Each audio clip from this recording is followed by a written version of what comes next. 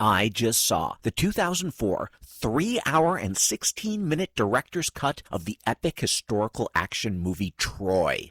Directed by Wolfgang Peterson and written by David Benioff, Troy was loosely based on the ancient Greek epic poem The Iliad by Homer, and is about the battle between Troy and the Greeks after young Trojan prince Paris, played by Orlando Bloom, has an affair with Spartan queen Helen, Diane Kruger, and he takes her back to Troy with him. The major players in this drama are Spartan king and Helen's husband Menelaus, Brendan Gleeson, and his brother King Agamemnon, Brian Cox, who has unified almost all the Greek city-states under him. Now, Agamemnon really wants to conquer Troy, so he uses his brother's marital issue to start a war, even going so far as to talk the Greeks' greatest warrior of all, as well as its most petulant person, Achilles, played by Brad Pitt, to join in. The problem is that Troy is a fortified city whose walls have never been breached, and their armies are led by noble and very intelligent Hector, played by Eric Bana.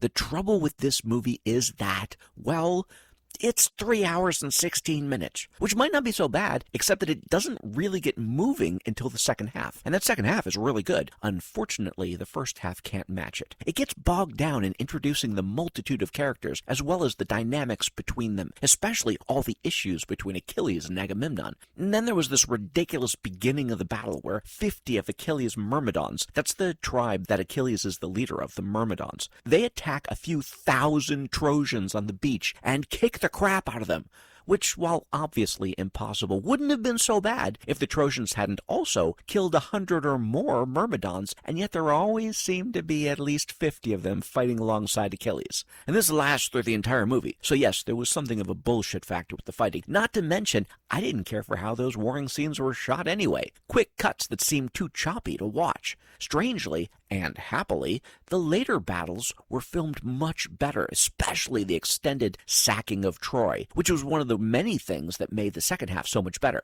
Anyway, while uneven, on the whole, I did enjoy Troy, which is why I graded it out at a 6.4. And if you know my grading scale, you'd know that a 6.0 to a 6.4 is good.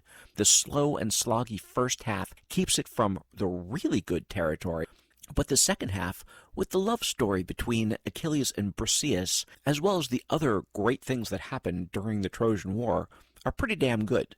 So, if you are enamored by Trojan War mythology like I am, and you're okay with a very loose adaptation, definitely not one that tells Homer's story to the letter, Troy is a pretty fun watch.